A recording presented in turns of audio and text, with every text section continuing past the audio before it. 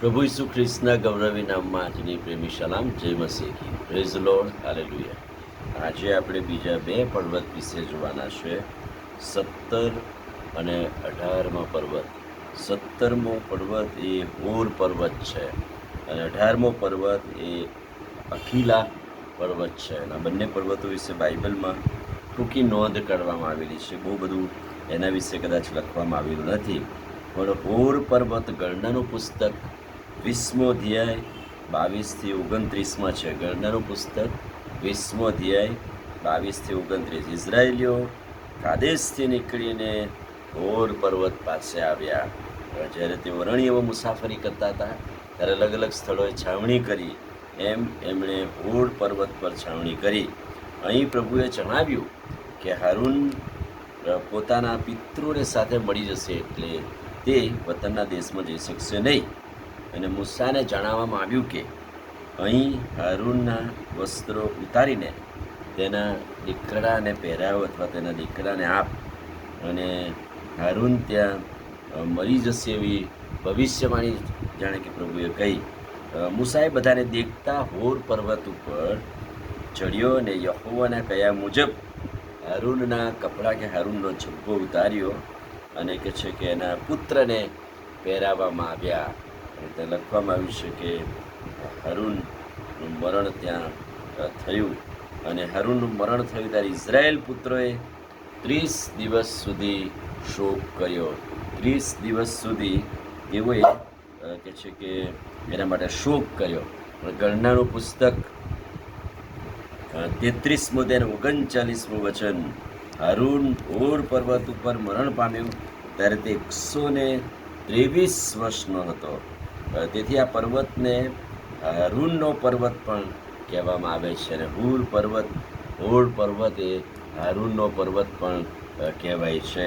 અને એટલા માટે અહીંયા હોર પર્વત વિશે આટલી વાત છે.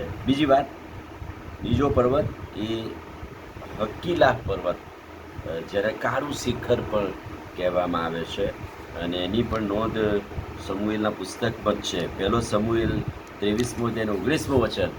દાઉદ સાઉલથી ગભરાઈને સંતાઈ રહ્યો હતો. આ પર્વત પર, હકીલા પર્વત પર સાઉલ એની પાછળ પડ્યો હતો, એને મારી નાખવા માંગતો હતો, અને અહીંયા તે સંતાઈ ગયો.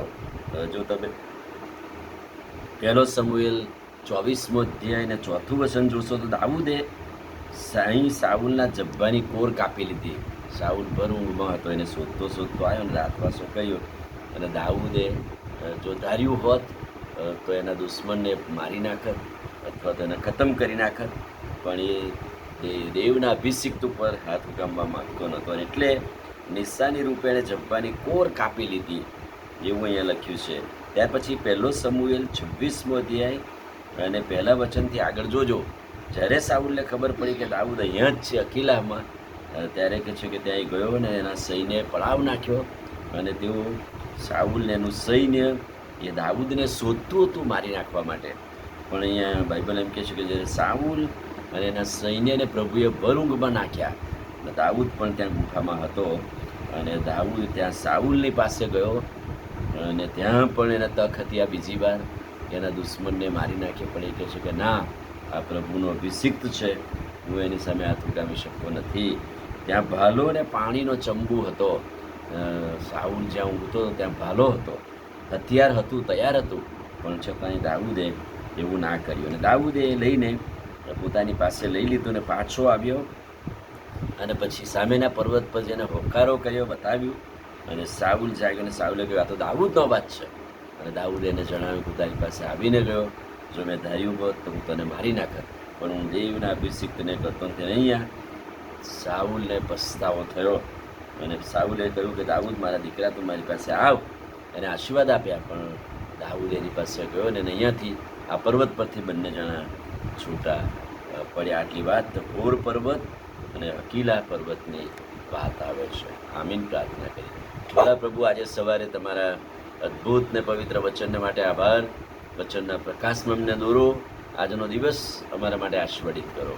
પ્રભુ ઈસુના નામમાં માંગીએ છીએ, સાંભળે માન્ય કરો. આમીન. God bless you.